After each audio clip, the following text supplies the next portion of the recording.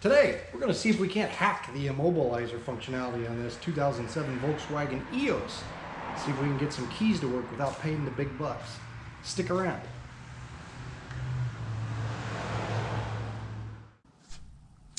So I've had this car for about 2 years now.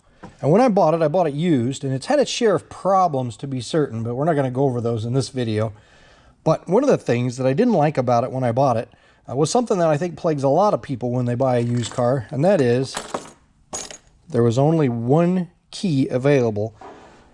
So now that poses some problems for people, obviously, because if you only got one key and it's a deal like this where it has an embedded immobilizer chip in it, a transponder chip, that if something happens to this key, the car's a brick. You can't drive it anywhere, and your only course of action is to take it to a dealership and try to get a new key made.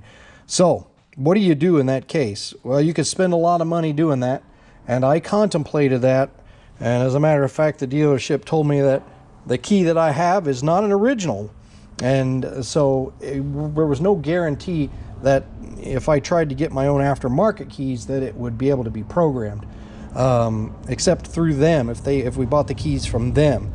I had bought two aftermarket key fobs at that time, and like I said, they did not think that they would be able to do anything with them. Now, that being said, these were fairly inexpensive. I mean, I was able to get them online. I think they got them on eBay for like 35 bucks a piece or something like that. And as far as the blades go, those had to be cut. And so there are places online you can go, and I think I got this on eBay, but I took the key blades out of these and I had them cut by sending them in to a place that was advertising on eBay, believe it or not. And all they needed was a picture, a photograph of the blade of my original key to see if to determine whether or not they could duplicate it. And they emailed me back and said, yes, we can do that. And so I sent them these two blades, and they cut them based on a picture. And believe it or not, they work perfectly in the car. So now I've got two keys here, brand new fobs, but I can't get them to work. And why is that? Well, here, I'll show you. So here's the problem right here. Here's my new key. When you put it in the ignition and try to start a car, waiting for powering, it immediately shuts off, right? And that's because this key does not have an active transponder chip inside of it. And so only the keys that are programmed to the vehicle can actually start it. So this is the key I got with it, and there's a transponder chip in here that's paired with the vehicle, and of course it will work no problem. So that is the dilemma we have when we buy an aftermarket key. There's also the dilemma of programming the key so that the buttons work for the remote keyless entry, and so there's a way around that as well, but although not something that the normal person around the garage is going to be able to do. But we'll get into that in a minute. Okay, so we have two cut keys here that work perfectly in the car, but they won't stay running because of the transponders. And we got one key with a transponder that works. So I looked around and like to try to find a solution for this, and it sounds like programming your own keys, transponders to the car can be a little bit hairy, if it's even possible, and I don't think the average person could do that. So I had an idea on how to get past this, and I didn't see anywhere online doing this, so I thought I'd post this video to show you guys what I'm going to do, or what I'm thinking about doing. So what's important is that when you start the car, that key ignition lock sees a transponder that is paired to the vehicle. And so I got to thinking, nothing says that transponder and that key need to be right here on the steering column in the ignition. And so for about $25, I purchased this. This, of course, is the replacement key switch for the Volkswagen EOS and I think other Mark V type platform cars. Came with its own key, which I don't really care about. What I do care about is this. The ring around here is the transponder receiver. It's just a little two-contact connector that goes in there that reads a transponder chip in here. In our case, you know, our key that has a good transponder in it, it would read it. And so nothing says that this has to be on the steering column. So I bought this extra one for the sole purpose of using this transponder reader, this receiver, and I'm going to take this part of the key, which has the transponder in it. I'm going to put a blank blade in it so I don't waste this one that's cut. I'm going to stick this in here, wire it up, disconnect the wire from the steering column where it's at, and wire it up here. And then we're going to tuck this up underneath the dash somewhere where it can't get out and where it can't be bothered and won't wriggle its way out. And we're going to do some things, kind of a low-tech solution. This should sit in there all the time. And then up at the steering column, since the receiver on the steering column has not been plugged in, then it's not looking for any transponder chips. I could use any key I want to in that ignition, and it should work. Should work. Like I said, I don't know if it's going to work. I could have trouble with the key when I pull out the key. You know, you turn on your radio and you turn off the car and the radio keeps running and going. And then at some point in time when you start pulling the key out, something clicks in there and the radio turns off and you can lock the doors. If you left your key in the car like that and didn't pull it out after you've been running it, you'd not be able to lock the doors on your car. It won't lock because it detects that this is still in here and active. And so the way I think that works, I think that has nothing really to do with the lock cylinder. I mean, it does a little bit, but it doesn't have anything to do with the electricals on here. But I believe that contact is made in the ignition switch part on the other end of the cylinder, of the ignition cylinder, lock cylinder underneath the steering wheel. So I think that's what actually does it. And so I don't think we'll have problems with that. But we will try it. Hey, we're going to see if this works. Maybe this is something you could do. And I'll just say this right up front. You know, this is do at your own risk thing, because I don't know what I'm doing, right? I'll be the first to admit I don't know what I'm doing.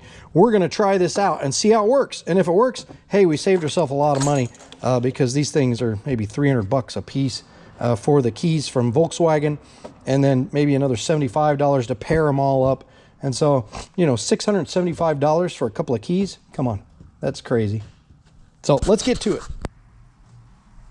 Okay, the first thing I'm going to do is take the steering wheel off.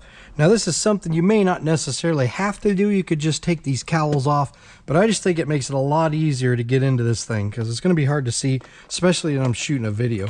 So I'm going to put the key in initially. Oh, one thing we got to do first, and I almost forgot about this. Let's disconnect that negative battery cable.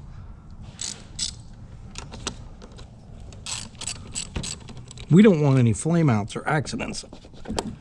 Tuck that down where it can't get to anything. All right. Okay, now we're going to try to turn the wheel here. What we need to do first is take off this cover, this airbag cover here with the horn mechanism in it. Well, really just a pressure plate.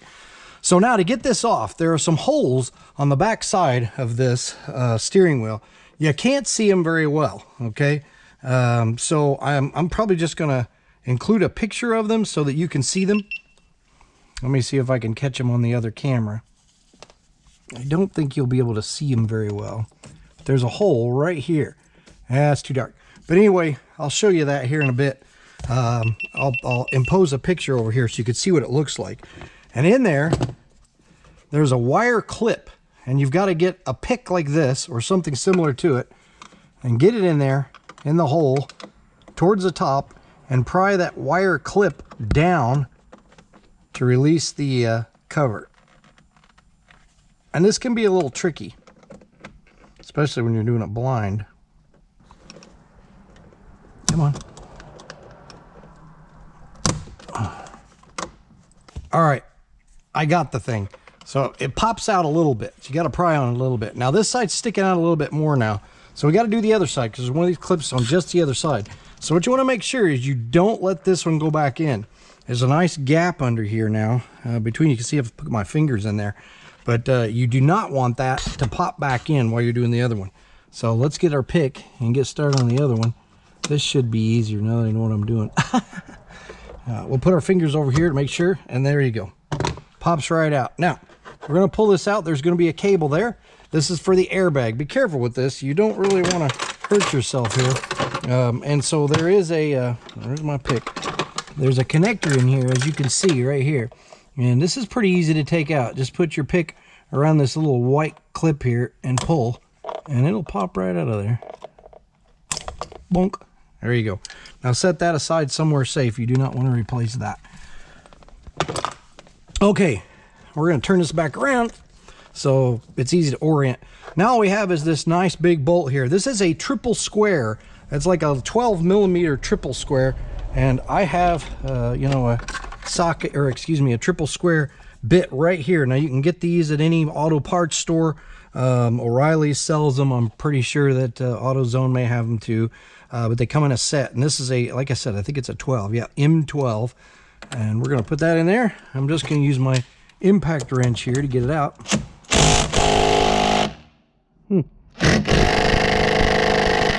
Or not. All right, let me go get a ratchet. I'll be right back. Okay, 1/2-inch drive with extension. It will be no match for this tool. There we go. All right, bingo. All right, good deal. Now I'm pretty sure we'd be able to power the rest of this out with the ratchet, or with the torque driver. There we go. We're just gonna leave that together. Okay, now we got it out here. Now, one thing is important to note, and that is your steering column here. I don't know if you could see that very well. We're gonna try to bring you in closer. You can see in there that there is a there's a notch. You see that notch right there? There's a notch in the wheel, steering wheel here, and there's a dot right here on the steering shaft. Those need to be lined up, okay? They need to be lined up perfectly. And I don't know if this was exactly perfect. So those need to be lined back up when you put this thing back together. So do not forget to do that. Okay, with it all out, this thing should just pull right out easily, and it does. You can see there. Just set that aside. Now we got a nice spot here to get to everything. I'm going to go ahead and pull this key out for now just to get it out of the way. What we need to do is take off the top, upper, and lower cowl or steering wheel column cover here, and we're going to do that with a screwdriver. We'll just go low tech here and see if we can't pry this top one off first. It should just snap. Yep, look at there. I don't think we'll have any trouble with this. There we go. Now, we could tilt the wheel down and get that off a little bit easier. Whoa, it was already down. All right, now this pivots back there. There's a couple of pins that this thing rides on, and it kind of pivots like a hinge.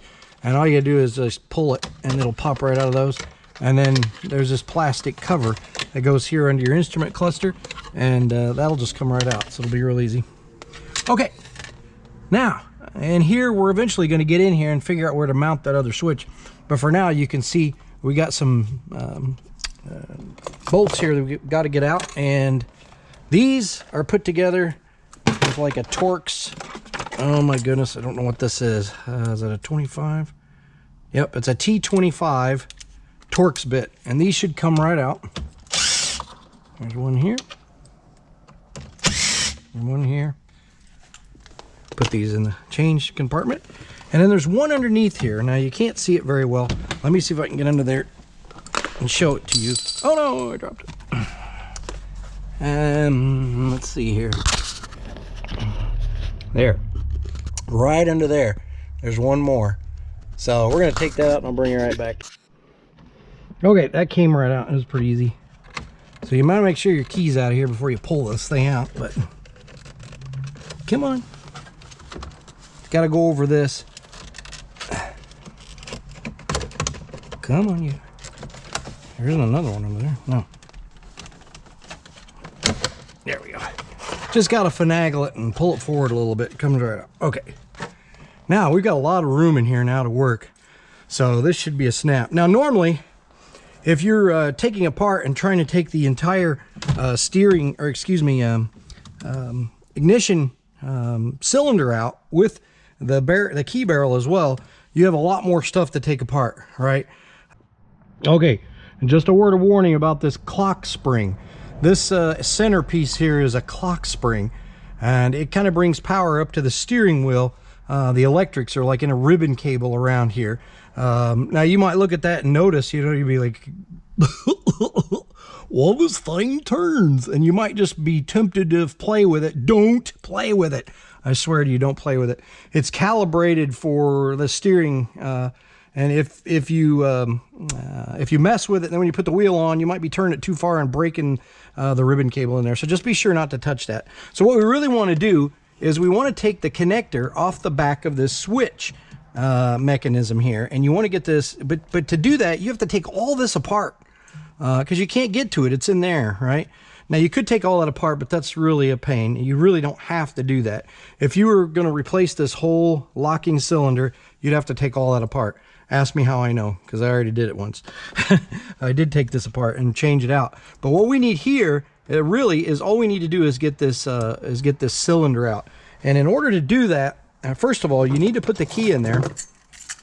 I'm going to take the rest of the fob off just to make it easier. You'll notice that over here, there's a small notch. If you could see it very well here, there's a tiny notch in there. And what you want to do is you want to turn this, and you want to get that notch lined up.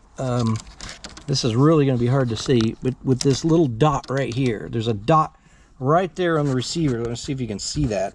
But that's where it is. So you want to kind of line those two things up, and then you want to cram some kind of wire in that little gap, in that little hole there.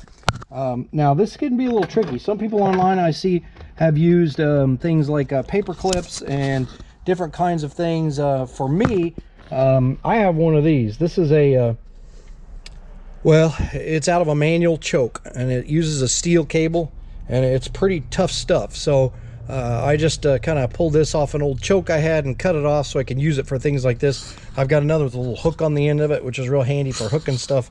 But it's got a nice button on here so you can press with it. And what we're going to do is we're going to place it right in that hole next to the key. We're going to push it in there as best we can. Now, I think, there we go. And if you do that right, it should pop right out. And there it is. The cylinder just popped right out of there.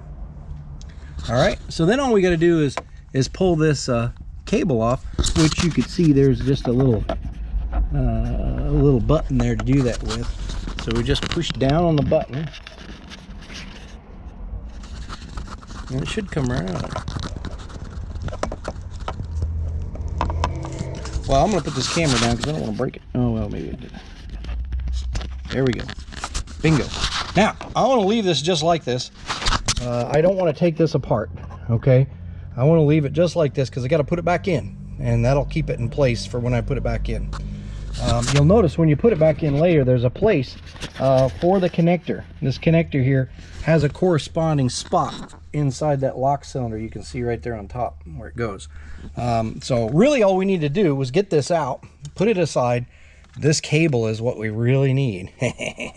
And it's buttoned up in here. You can see there's just a little clip right there. All you gotta do is pull it out of that clip. There we go. You don't really want to try to extend this cable or do anything with it because it's got some nice thick shield. I don't know if it's shielded or what, but there's some heavy duty. It's not just heat shrink tube, it's hard. There's some kind of a hard insulation stuff on there, so you don't want to mess with it. So it's pretty long, so you can see it goes way back in here. So I'm thinking once we hook this to our new ignition cylinder, you know, maybe it should work. So let's go back over to the bench and see if we can fix up what we're going to put in there. So we're back. So what we're going to try to do is we're going to try to test this out. So I've taken the new key, I've put my transponder chip, that's the real one, into this aftermarket key thing. Now I don't need to turn it on or anything, just needs to be plugged in, right? So I'm going to take this and kind of tuck it back in here, put it somewhere where it can't be seen, just to get it out of the way, because I want to make sure this works. So let's go hook the battery up. I'm a little leery about doing this, so I'm not going to lie to you, because I got this airbag undone. I think I'm going to blow some airbag codes, but we'll see what happens here. Let me hook the battery back up and see what happens. We're back. So as you can see, I've got this hooked up. I've turned the key on. I've also learned that from looking around online that you don't want this other key transponder chip anywhere near the original one. because it'll confuse things. So we're going to tuck it way up under there. But for now, I'm going to stick it way over here and block it with my leg a little bit. Now, let's see if it starts and stays running.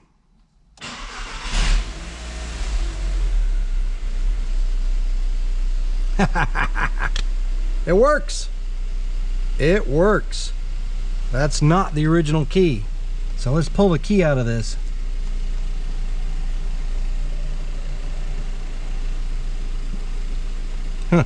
Once it's started, doesn't need it. If I put it in now, this light comes on with the car. Let's put the original key in the back.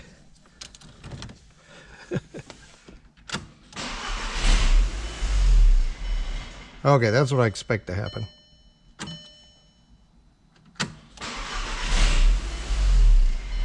All right, it won't run. We put the key in with the transponder on it.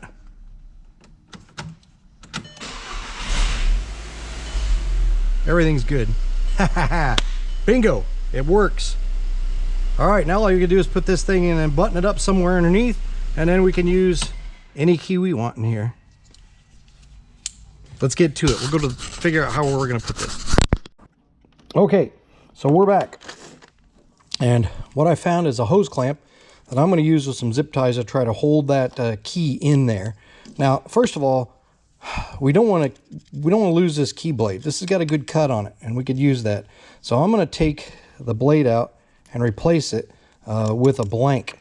So you don't need it to turn in there, you just need it to be present. So first you got to pry off that logo, and then I think I've got some small screwdrivers here that we can use to get that little screw out. Cover on there. So next, oh, maybe we do need a real key in there. Oh, you can't put a blank in there. Well, that's a bummer. Can't put a blank in there. Interesting. Very interesting. You cannot put a blank in, which was strange. I thought you could. All right, well, I guess I'll put the other one back in. I'm not going to bore you with that. Okay, folks, here we are. This is the transponder right here. Little pill bottle looking thing. Very important. Without that, your car won't work. So what I'm going to do is I'm going to save that key. I'm going to use the key that came with this spare lock cylinder. It fits in there and even turns. But these things are made to take apart and put a transponder in them. And so that's what we're going to do. We're going to take our transponder and put it in this key. There we go. Now, he will go right in this little cavity here. Just like that. See that?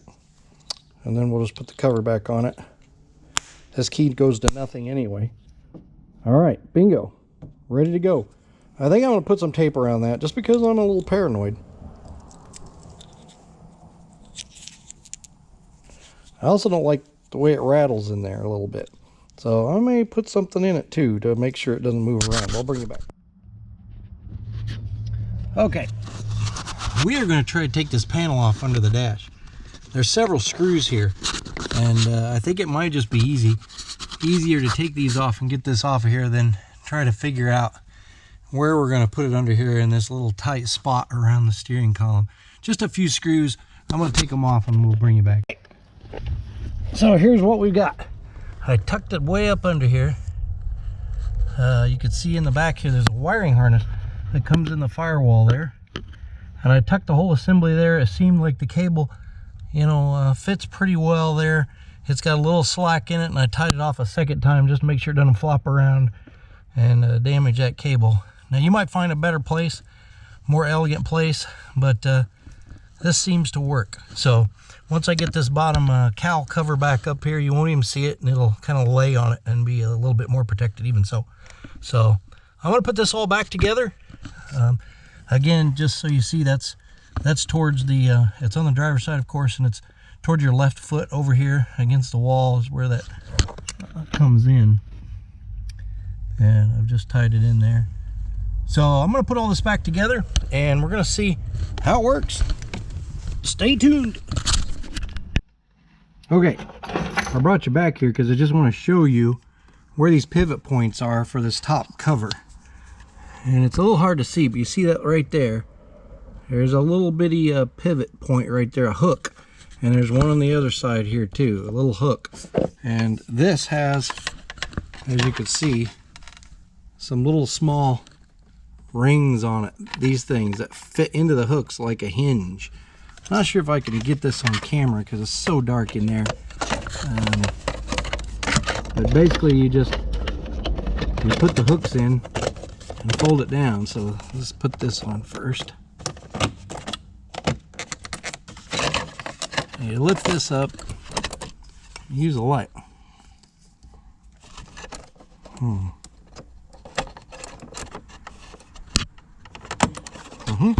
There's one, and this one. I don't know if you can see that or not.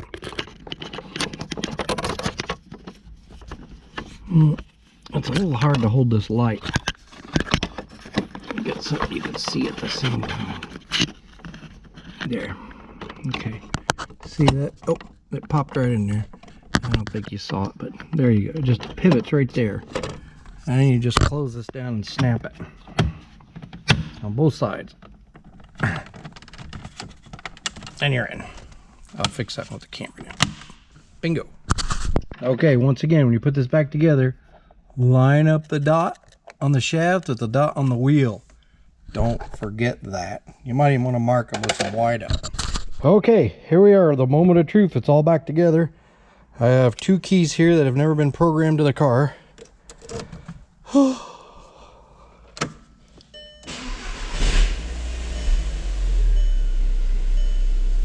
No problems.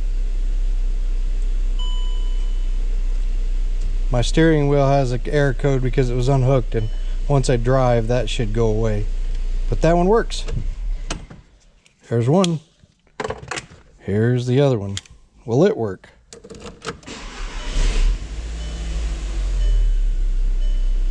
No problem. All right. So now, next, I'm going to show you how to program the remote keyless entry on this. I did one of these, so it actually works.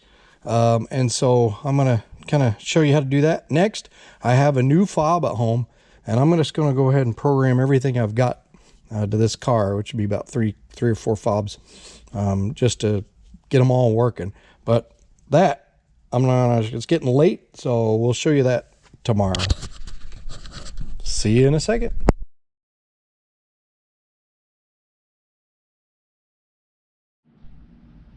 Okay, I'm all set up here now. So I've got my old laptop sitting here ready to do it with the VCDS software here ready to go.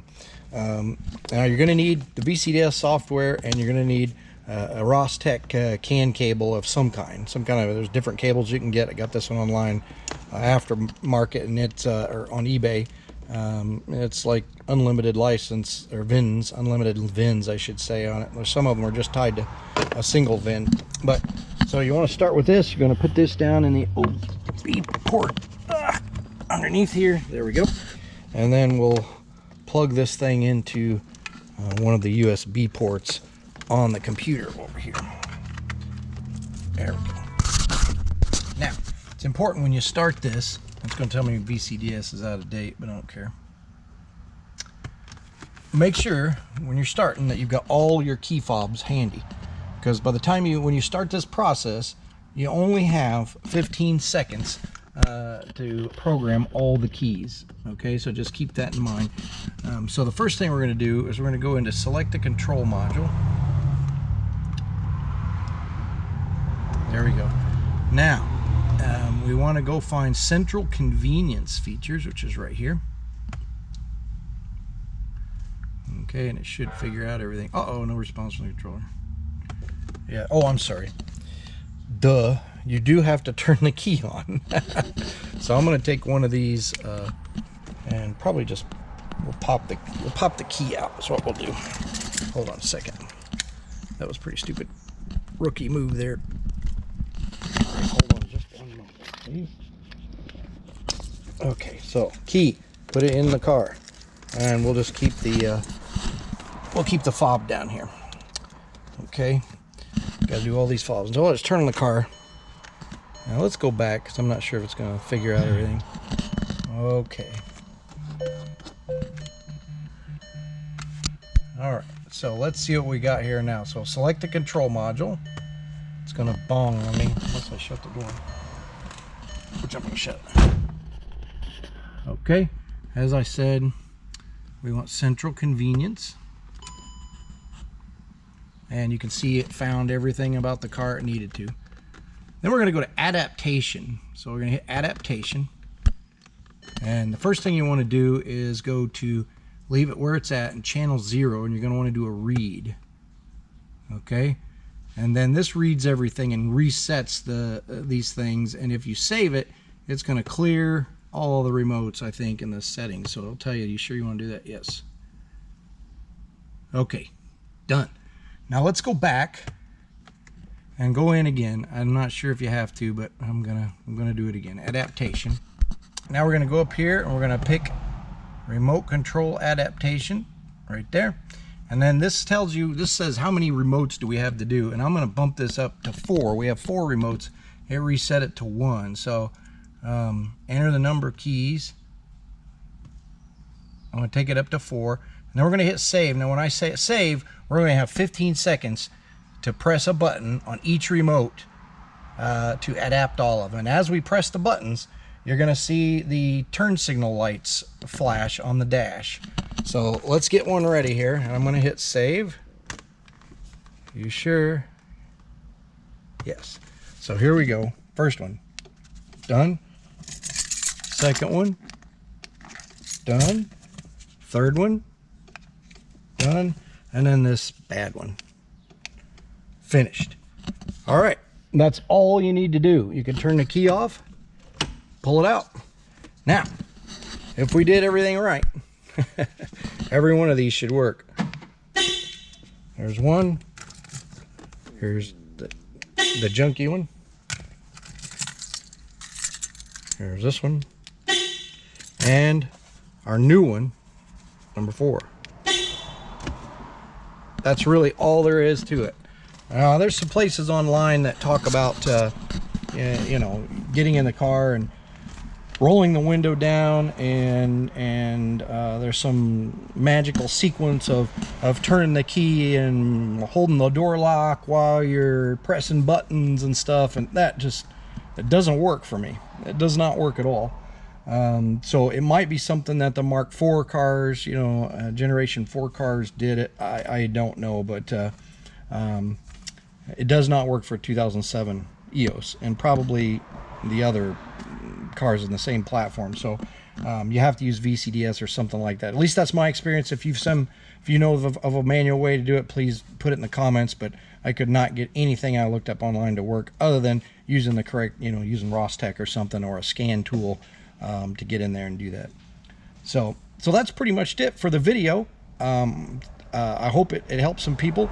A way to maybe save yourself some money and not have to put so much effort and time into, or I should say cash into, getting the dealership to do all this for you and buy you keys, and it can be very expensive. This should be a lot easier, and it won't matter. You could put fully metal keys in and out and start the car. So now I went from 1 basically to now I have 4.